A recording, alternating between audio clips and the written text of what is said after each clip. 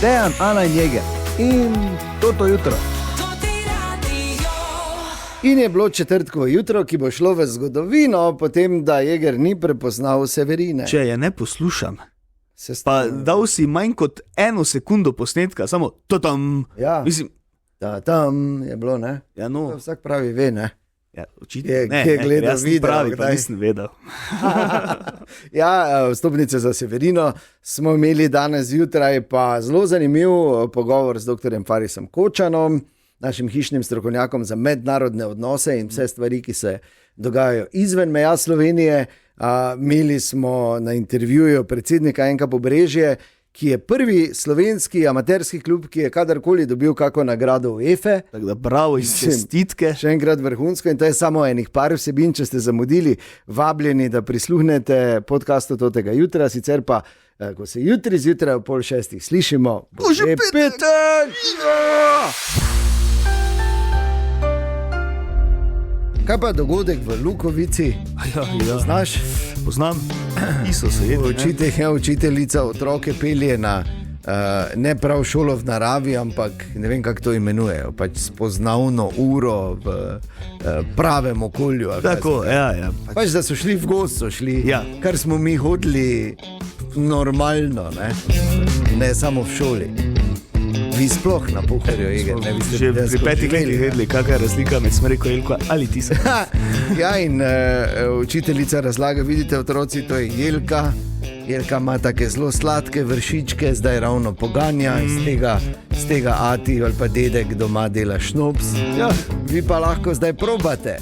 In 14 otrok, res učiteljica, seveda. In otroci se skoraj do sitega najejo teh vršičkov, ko priteče lastnica gozda in reče, kaj delate, to je Tisa. Tisa, ki je ena od najbolj strupenih rastlin. Ja. In sve so na hitro jih popokali v bolnico, hvala Bogu, so vsi v redu, nekateri še na opazovanju, ampak nič resnega. Mislim, koliko je te bila učiteljica stara? 22? Ja, lahko da je bila predvsej mlada. Veš, hitro zamešaš, samo če ne veš čisto točno, pač ne daješ učencem za jest, oziroma... Sumim, da niti ni vedela, da Tisa obstaja.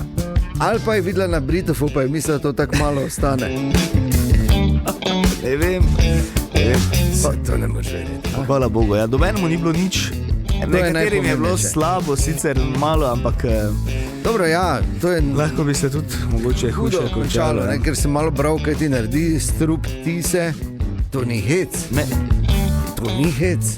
Plus niti ni kaj ekstra lepo drevo, ne. Tako da... Ja, no. Eno, kakomo. Meni pač ni. Vsako drevo. Meni je bolj... Ja, rastlina. Res je in čudežna in vse tako drži. Meni pač bolj všeč lipa, moram priznati, ker sem Slovenec. Pač povem. Hvala Bogu je bilo vse v redu za otroci, ampak dajmo neko moralo iz te zgodbe potegniti. Ne dajaj za jest, če ne veš, kaj daješ. Točno to. Alena Miles, Black Velvet, kaki hakl. Še vedno, po vseh teh letih. Jaz se spomnim, ko je to prišla, se dejansko spomnim, tebe še ni bilo. Ne. In smo si mislili, kako smo že stari. Leta 1990. Ojoj. Zakaj je ta ojoj zdaj bil potreben? Zakaj je bil potreben? Takrat si že mislil, da si star. Tihni. Dobro jutro. Dobro jutro. Četrtek 23. april je in kot obljubljeno moramo povedati in opozoriti, da bomo danes na tem radiju imeli proste vstopnice za en prav poseben koncert. Več pa ne povem, zato ker danes zjutraj imamo eno nalogo, da ugotovimo, za koga so te proste vstopnice. To je prvi korak. In sicer bova z igrom zdaj zavrtela en zelo kratek delček enega od hitov, ne bom rekel od koga, sploh ne. Ali je solo, ali je skupina, ali je... Sploh ne bom razlagal. Dobro. In prvi par vstopnic, prostih vstopnic bo dobil nekdo, ki bo pač do 7:30, tako bova dala čas, pravilno ugotovil, za koga gre pravzaprav, in to poslal tudi s svojimi podatki v SMS-u na 051 220 220. Okay? Torej, tu je ta izjemno kratek zvočni efekt. In to je vse. Samo to boš dal? Samo to. Dobro. Torej Rabi se iščemo vam, ja. izvajalce, izvajalko, izvajalce, Skupino, karkoli, ne. Če veste, za koga gre, potem pošljete SMS, napišite nič 5 220 220 in če vas bo več pravilno ugotovilo, bomo potem po 7:30 pač preprosto izžrebali prvi par prostih vstopnic, imamo pa jih še kar nekaj danes čez dan, tako da... Dobro. Nama je lažje, ne, ko se veš, ali pa pravzaprav meni, pardon, ker Eger niti ne ve, ker niti njemu nisem povedal. Ne. Meni je lažje, ker točno vem, ne. Ampak verjamem pa, da ko si tak zunaj pa slišiš, ne veš točno, ne, vsaj ne na prvi moment. Razmišljajte, bomo še večkrat to zavrteli, pa kot sem dejal, če ugotovite in samo pošljite in v SMS-u in pripišite svoje podatke na nič 5 220 220. Pa srečno! Četrtek je in mi si v četrtek gledamo v portale iger, ne? Ja. Zdaj, ker ni Ane, ker običajno je tak, da Ana pogleda v moške portale, ti pogleda ženske, pa kaj se prime. Tako. Ker smo dva, vsaj biološko gledano, moška tu, ne? Ja. Tu dejansko pravi. Dejansko, te veš, tako, zdaj pa tega. Poglej naju.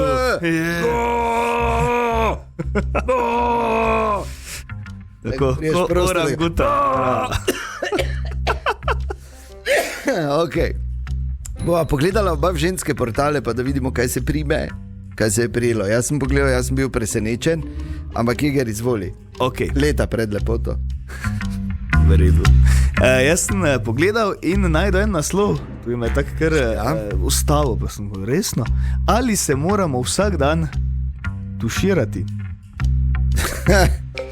Ja, fajn je, koliko vem, pa ni koristno oziroma ni nujno, ne? Ja, tako. Večina zdravih odraslih ne potrebuje vsakodnevnega tuširanja. Dermatologi priporočajo prhanje vsak drugi dan ali celo vsaka 2 do 3 dni, če imate suho ali občutljivo kožo. Ja. Za odrasle, ne za otroke. Otroci se morate vsak dan. Absolutno. Da ne bo se kdo rekel, mami, če pa je rekel, da ne rabi. Ne, odrasli. Otroci, to ste v šoli, pa skačete okoli, pa vse posod, ampak načeloma vsaki drugi oziroma tretji dan. Tukaj tuširanje. Tudi ti, ko si recimo pitoniral ali pa kaj, ko ste. Ampak če ni na tisti dan tuširanja, pač, glej, ne rabi moja koža. Rabimo vsi drugi okoli tebe. Ja, ok, gled, če tako pravijo. Jaz sem tudi našel ene zanimive izsledke iz univerze Princeton so prišli, tako da je kar zaupanja vredna univerza. Ja. In sicer, kaj moški dejansko opazi, ko prvič vidi žensko? To je pisalo na enem ženskem portalu in pravijo, kaj misliš? Kaj najprej moški opazijo? Ja. Ampak zgodi se v 100 milisekundah, preden karkoli rečeš, ko prvič vidiš. In to v delčko sekunde pravzaprav je stvar, ki jo najprej opazimo. Tako hitro. Lase. Ne. Obraz. Ne. Ne bom rekel, ne. Mislim, je povezano z obrazom. Usta. Ne. Ustnice. Ne. Zobe. Ne. Nehaj, no. Ja, okay. Ne boš trofo. Ličnica. Toneš. Ne, možgani najprej ocenijo, so ugotovili, če je obraz vreden zaupanja. Res. In to v 100 milisekundah, preden mi sploh zavestno sprocesiramo, da smo kogarkoli videli, ja. Že možgani vejo, ali bodo tej osebi zaupali ali ne, in na osnovi tega se potem razvije občutek neke privlačnosti. No, se pravi, ne to, ne stil, ne šminka, ne zobi, ne boki, ne vem kaj. Če nima zaupanja vrednega obraza, ti to nič ne bo pomagalo. Ja. Vredo. Okay. Ja, tako so ugotovili. Ko bom šel tu, ne vem, službe ali pa po trgu. Pa boš opazoval, ne? Ja, veš, da bom razmišljal o tem. Možgani so prepoznali, da si ti vredna zaupanja. Ok, to je drugače, to je zdaj bilo bolj ono v petek zvečer na poštni in to je druga zgodba.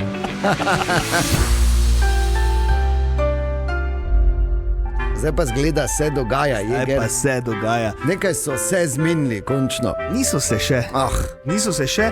Gibanje Svoboda je umaknilo svoj predlog spremembe zakona o vladi, da bi zmanjšalo število ministrstev, je pa svoj predlog vložila stranka SDS, sicer samo s podpisi svojih poslancev, ne tudi s podpisi recimo Nove Slovenije, SLS-a, Fokusa ali Demokratov, tako da zdaj nek obris koalicije se še ne vidi, je pa res, da na določenih sejah delovnih teles in izredne seje državnega zbora se pa že vidi, kako kdo glasuje in če je SDS vložila zakon o spremembi vlade, pa predlagala, koliko ministrstev bi imeli, potem je tudi zelo mala verjetnost, da bo Vrtovec premijer.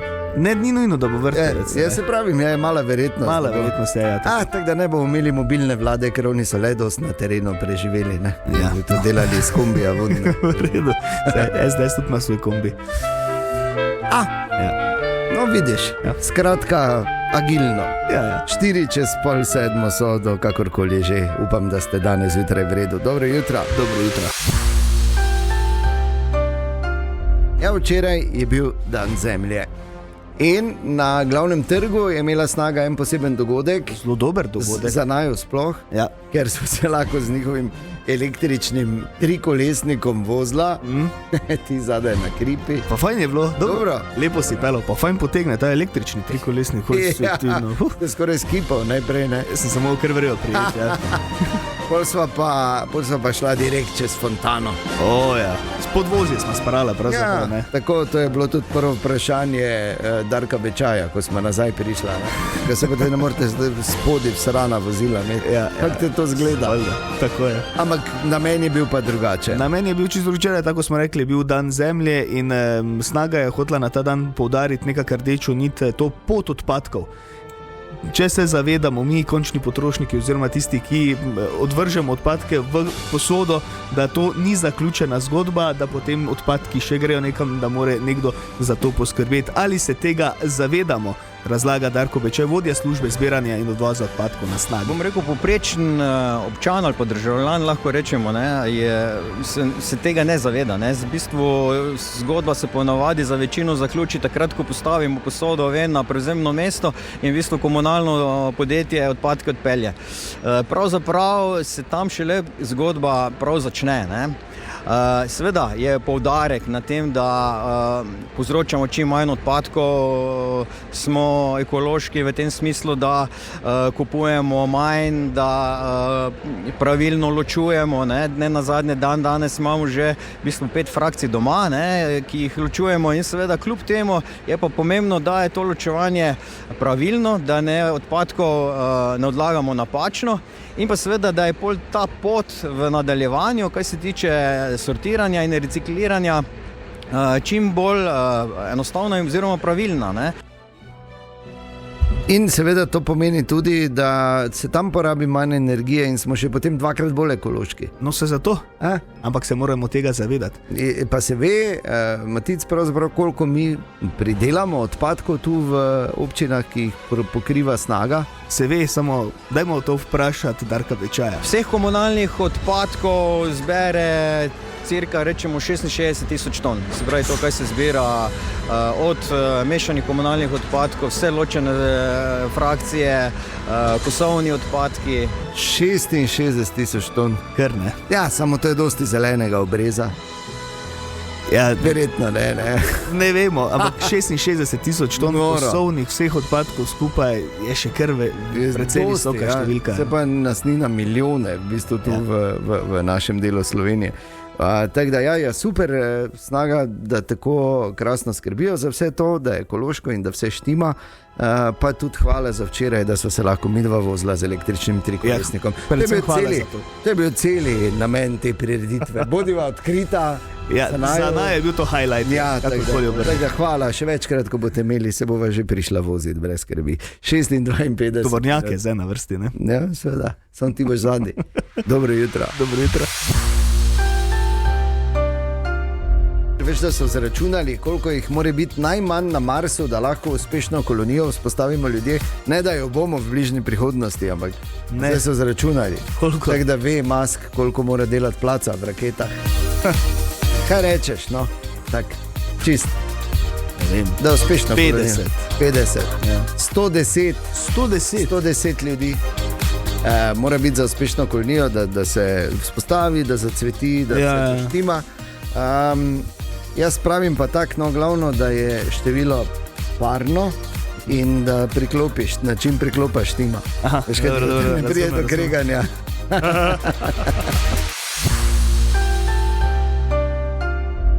In pozor, prvič se nam lahko v našem mestu zgodi, da bomo imeli referendum.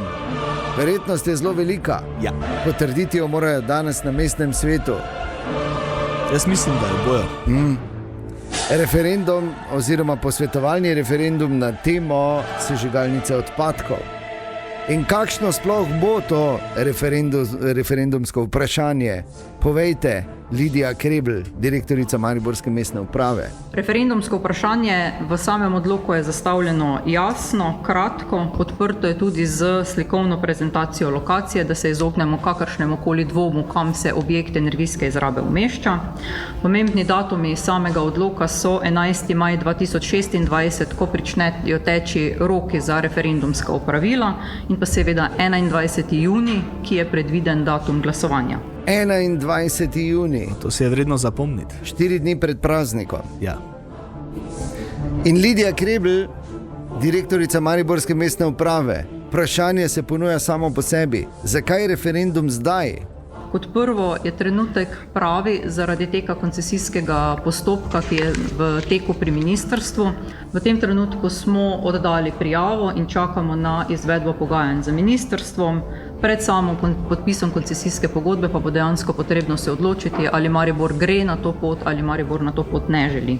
Kot drugo pa je referendum postavljen v čas pred poletjem, najprej zaradi kasnejših odsotnosti občanov in pa predvsem zato, da se izognemo prepletenosti političnih kampanj v jesenskem času, ker menimo, da gre za strateško pomembno odločitev in nikakor ne sme biti del politične kampanje za jesenske volitve. Mogoče niste vzeli v obzir, pa to je zdaj zelo laično mnenje, da delati referendum za nekaj, kar se kuri poleti, bi bilo boljše po zimi. No, ampak jaz mislim, da kampanja bo vseeno močna. Ampak vemo, da referendum pravno ni zavezujoč. Gospa Lidija Krebl, direktorica Mariborske mestne uprave. Svetovalni referendum, kot zagotovo veste, ni pravno zavezujoč, bo pa za nas, ki delamo na projektu, zagotovo ključno vodilo pri vseh naslednjih korakih. Dobro. Tako da 21. junij po vsej verjetnosti prvi referendum v zgodovini našega mesta. Lepo. Pa bomo prisotni, oziroma bomo videli, kako se bo pisala zgodovina. Ja, ampak danes še morajo to potrditi, ne? Nič ni jasno, morda ga pa sploh ne bo. Zelo mala verjetnost. Je verjetnost? Je, ampak... No, vidiš, pa to ti pravim. Jeger, zdaj pa tak čas je, da razkrijeva to, kar ti enostavno danes zjutraj nisi uspel ugotoviti. Okay. Rekli smo, imamo proste vstopnice danes za en poseben koncert, ki bo v našem mestu, in sicer že zelo kmalu, pojutrišnjem, če smo natančni. In edini namik je bil, in če ste ga prepoznali, ste morali pač rešitev in svoje podatke poslati v SMS-u na 051 220 220. Kdorkoli je poslal pravilno do 7:30, je v žrebu. In kaj je bilo pravilno, Jeger? Zadnji poskus? Ne vem, ne vam povedati, ker nimam pojma. Ok, Guns N' Roses niso. Dobro, to bi vedel, če bi bil. Bi vedel. Ok, torej rešitev te izjemno zahtevne, kak za koga, no, za Jegra, ja, za mnoge od vas, ko gledam tu po SMS-ih na 051 220 220, pa ne, je Severina. Ta hit se je začel. Severina pride to soboto ob 9:00 v dvorano Tabor. Mi imamo danes proste vstopnice za njen koncert. Prvi dve, seveda za nekoga od vas, ki ste pravilno rešili to ganko, za naprej pa seveda sledijo navodila, ampak skozi ves dan, tako da pozorno poslušajte. Tako da ni čegar, moramo iti počasi še ribati. Trava zelena. Ja, kaj ti ni logično, zdaj ko poslušaš, ko se začne. Pa, nisem nikoli Severine tako fejs poslušal, bolj gledal. Ja. Seveda.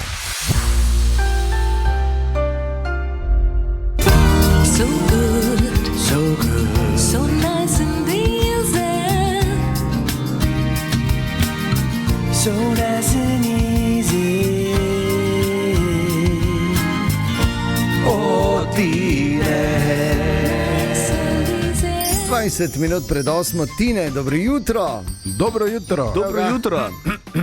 S kolesom? Ne, Ni še premrzlo zjutraj, ne? pa preveč sem zaspan. Da bi se s kolesom peljal. Ja. Da te ne bi zbudilo. Ja, bi, ja, samo zakaj bi, če na odvozno, da te gre po Lepo tremu. zacumaš, Ja, ne? valjda. In kar je genialno je to, da vejo ti, ki planirajo, kdaj je treba imeti rondo. Ker oni so vedeli, Ja. kje je tvoja postaja in ko so planirali desetletja nazaj, so vedeli, kje rekel, boš ti. Zdaj krožišče, da bo ovega zbudilo, ne? Ko bo čez 20 let Ja. tam v službi, ne, da bo. Ja. Ja. Pa ko se bo preselil v Brestenico. pa Tako da pol ko bo ne, vse tako. to. Ja. To je kar načrtovanje. Ja. To samo za eno osebo bravo. Ja. Mislim, okoli enega ne, se Ja, ja, gradi ja. univerzum, pol za pa so- vsega posebej. Pol so pa, ne. Ostali se pač prilagodijo. Tine, Eno imam za jegra. Spet. Ne vem, če si vedel, ampak kdaj so to v 17. stoletju, ko so začeli bavarski, oziroma nemški, no, predvsem bavarski, ti menihi variti svoje pivo. Ja. In so oni takrat ta 40-dnevni post so imeli samo na piru. Ne? Ker pač, ja, ostalo Že so pač zakaj, morali, ne? ja, pač se veš. no in par let nazaj se je en novinar odločil, da bo to probal v Ameriki. In je šel na 40-dnevni post, med tednom na dan 4 pire, pa čez vikend 5, ker je eno vikend. In je rekel, da po začetnem prilagajanju, ko je bil malo lačen, da se mu je pol telo navadilo, da je bil bistveno bolj fokusiran, spal je izjemno, pa 11,5 kg je zgubil. Resno. Ja. Ja, kaj pa krvni testi? Pusti To to. ni, zakaj zdaj moraš zdaj ti? Post s pivom. Ja, V redu, odlično. ledvice pod to vunc. Ojej, No pa zadnji ne čas. probaj, ne. Ne, se prosim, ne bom. Zadnji čas, da pride Ana nazaj, ker ta sosič parti. Rekli smo, danes imamo na tem radiju karte za en prav poseben koncert, ki bo mimo grede po jutrišnjem ob 9. v dvorani Tabor. Par stopnic je na voljo na Eventimu in proste vstopnice na tem radiju. Ampak najprej smo morali skupaj ugotoviti, za koga gre. Namig je bil, Jeger nima pojma. Ja, zdaj vem. Mnogi pa ste do 7:30, kot smo dali čas, pravilno povedali v SMS-u na 051 220 220, da je to. Severina trava zelena. Ja, vse dovolj bi že bila Severina, ne, ampak ja, Severina pride v Maribor to soboto ob 9. zvečer, zagotovo bo to legendaren koncert v dvorani Tabor in mi dva z Jegrom sva izžrebala. Naj samo povem, če v tem trenutku niste bili žrebani, še ne pomeni, da ni možnosti, da dobite karte. Ja. Ampak od zdaj naprej velja, če želite proste stopnice, pošljite preprosto ključno besedo Severina in svoje podatke v SMS-u na 051 220 220 in počakate, da vas izžrebamo in pokličemo. Ampak v fazi ugotavljanja, za koga gre, pa je bila kot prva izžrebana Maja. Če se bo javila, seveda. Misliš, da se bo, Jeger? Bo, more se. Povem, se bo, ne. A, zvoni. Dobro jutro, prosim. Ja, dobro jutro, Maja, Dejan in Jeger, tu, to ti radio. Dobro jutro. Dobro jutro. jutro. Maja, veš, zakaj te kličemo? Zaradi Severina. Ja, tako je. Kaj ti, za razliko od Jegera, si ti točno ugotovila in pravilno ugotovila in poslala SMS. In to je že kar zgodaj zjutraj. Ja. V avtu sem bila, pa sem hčerki rekla, naj pošle. Aha. Ok, in koga boš vzela s sabo na koncert Severine to soboto ob 9. v dvorani Tabor? Ja, hčerko kar. Ja, seveda. Super. Ja, kdo tipka, gre zraven, ne? To je ta stara resnica. Ja, lepo, je bilo težko? Ne. Maja? Ni bilo, aha. Torej si kar fenica, ker po manj kot eni sekundi Ja, Tam in to je to tudi za. Ja, res je, gledaj, eni vejo, eni pa pač ne veste, ne? Tak pač je. Maja, iskrene čestitke, 2 karti sta tvoji, uživajte hčerko na Severini. Super, hvala. Kot smo napovedali v tem studiu, predsednik nogometnega kluba Pobrežje, Dejan Ramšak, dobro jutro. Dobro jutro. A vidite, predsedniki vstajajo tako zgodaj. Zgodaj, ja. Ob ostalih stvareh. Ok, zdaj, Dejan, zgodba je, se mi zdi, da še nedolgo nazaj smo rihtali reflektorje za vaše čudovito novo igrišče z umetno travo, zdaj pa že kar neke UEFA-ne nagrade. Kakšne reflektore smo te dali? Ne, ampak svoje čestitke za 3. mesto na, pri tej nagradi Grassroots UEFA. Najprej, kak sploh, oziroma če lahko razložiš, za kako nagrado sploh gre, ker marsikdo ne ve. Ja, ko ste omenili reflektore, bi se ob tej priložnosti tudi zahvalil vam, da ste nam pomagali pri tej donatorski akciji, ki je bila zelo uspešna. Sedaj, ko bomo imeli točno število zneska, bomo to tudi javno objavili. Lahko povem, da smo presegli znesek in vsa presežena sredstva bomo tudi namenili v ostale stvari, ki so nujno potrebne za delo in varnost otrok na naše. Ker še kar kaj za porihtati, ne? Ja, dosti stvari, veliko stvari še porihtati. Težko je, vemo, da ne moremo vse naenkrat. Ob tej priložnosti bi tudi nagovoril vse donatore, ki so pripravljeni še pomagati, da se tudi z nami trudijo pa nadgrajujejo to zgodbo, ki jo ustvarjamo. Moramo vedeti pa eno stvar, Dejan, ne, da vseeno morda kdo ne ve, ampak Dejan Ramšak je verjetno najbolj proaktiven in aktiven predsednik kakega amaterskega kluba Slovenije ali pa širše, ker samo ta podatek, koliko je bilo otrok v nogometni šoli, ko si prišel na mesto predsednika enega Pobrežja in koliko jih je zdaj? Takrat je bilo okoli 30 otrok, sedaj pa imamo že 420 otrok, pa ta številka bo v roku 2-3 let narasla na 600 otrok. Mislim, moramo dati en aplavz. Mislim, se to je vedno delo ekipe, ampak to ekipo mora nekdo A sestaviti, B voditi. Ja, res je. Tako da bi se tudi zahvalil našim trenerjem, pa vsem ostalim na klubom, pa predvsem tudi staršem, ki vozijo otroke na vse športne aktivnosti, perejo adrese, skrbijo za njih. Ja, glej, sej, starši smo tako osnovni sponzori, ne, v številnih športnih panogah, fuzbal ni izjema. Ok, Grassroots nagrada, za kako nagrado UEFA to gre v bistvu? To gre za nagrado UEFA, ki jo podeljuje, ki gledajo na vse amaterske klube po vsej Evropi. Tukaj se na ta razpis prijavi ogromno klubov. Mi smo se prijavili na ta razpis, zdaj zadnje 3 leta smo bili tudi v enem STMK programu, ki ga je financirala Nogometna zveza Slovenije.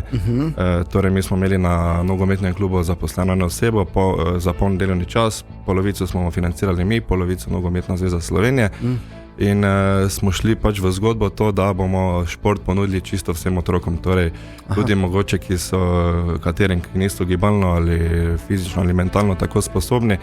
In tako se je ta zgodba pol razširila na vse te strani. Smo tudi v klubu razvili razne programe, sodelujemo tudi z drugimi klubi, tudi v tej priložnosti bi se vsem zahvalil, tako kot je na primer Ruda Team Mix Fight, jim hodijo otroci na aktivnosti, pol v Multisport Areno na Soccer Boot hodijo, pa še razne vse druge aktivnosti vključujemo v nogomet, tako da ni tukaj samo nogomet, ampak tudi vse ostalo. Wow. In to so zdaj prepoznali, to dobro delo in to so, kot smo rekli, klubov takih v Evropi je, se sploh veš številka, koliko je to je enormna številka in da ti prideš med 3 najboljše, pa... Ja, res je, ogromno klubov je prijavljenih in zelo smo ponosni, da smo bili zbrani za najboljši 3. klub. To je kar priznanje. Kar priznanje. To je sploh, pišete zgodovino pravzaprav na Pobrežju, kajti to je pravzaprav prvič v Sloveniji, da je ta nagrada prišla k nam, ne? Ja, tako, edini klub smo v Sloveniji, ki je prejela to nagrado. Tako da ja, še enkrat povem, da smo zelo ponosni. V tej priložnosti mogoče tudi povedal, da kdor se želi priključiti naši ekipi, od trenerjev, funkcionarjev, so vrata vedno dobrodošla, kdor se vidi, rečemo, v nekem modernem nogometu, v modernem delu z otroci, lahko pride do nas, pa se pridružimo. Viš, ker to je bilo vprašanje, ne? Ker to je zdaj enka Pobrežje, se mi zdi, da, in to je seveda dobro delo Dejana in celotne ekipe, iz leta v leto postaja bolj referenčna pod narekovaji organizacija oziroma nogometni klub v našem delu Slovenije in širše. To me zanima, pridejo že kaj tudi iz drugih klubov, po kakšne informacije, po pomoč oziroma po kak nasvet?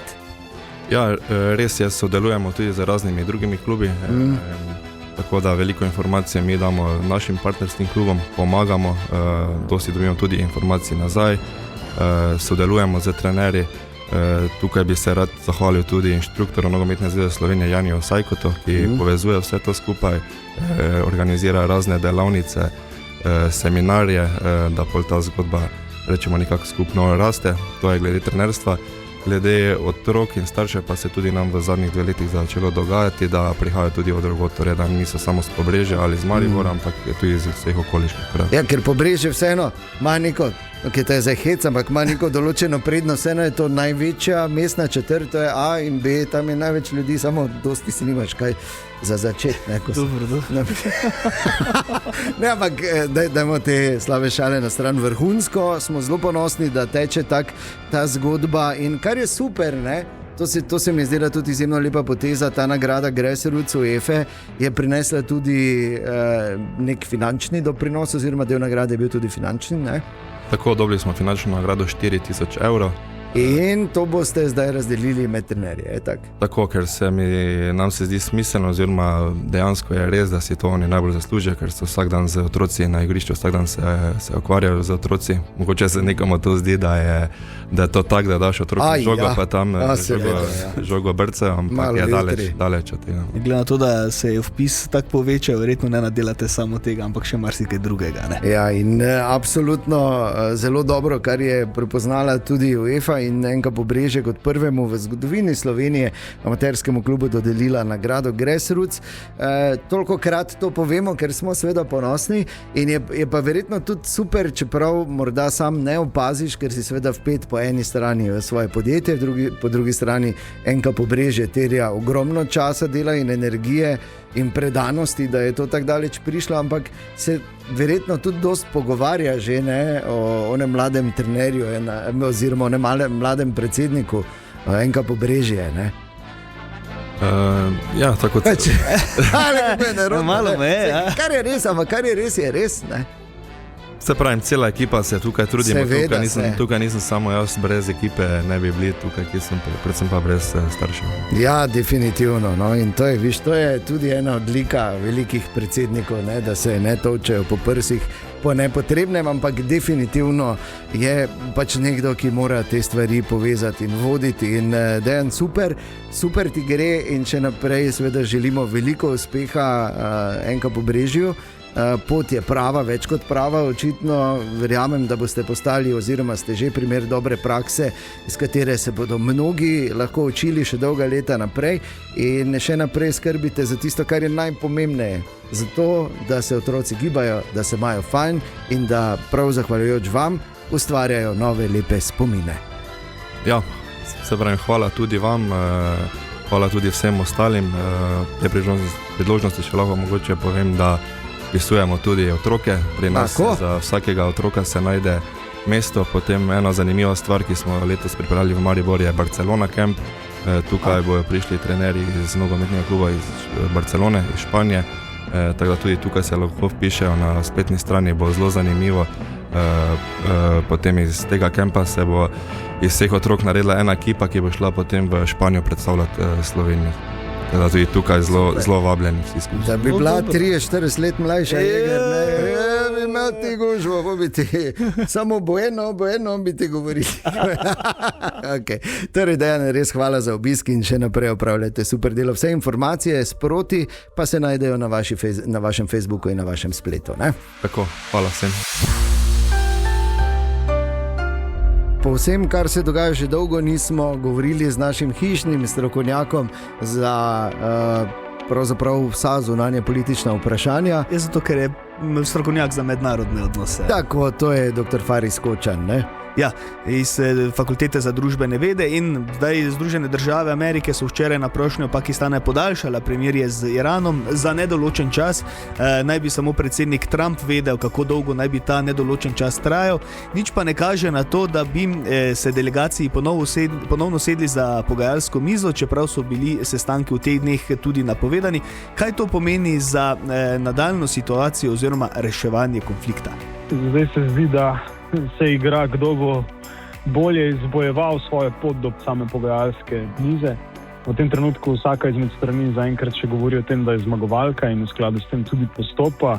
Zdi se, da Iran ne bo odstopal od tistih svojih ključnih točk, med katerimi je seveda tudi Hormuška ožina in poskus de facto nadzorovanja Hormuške ožine kot oblike vojnih reparacij.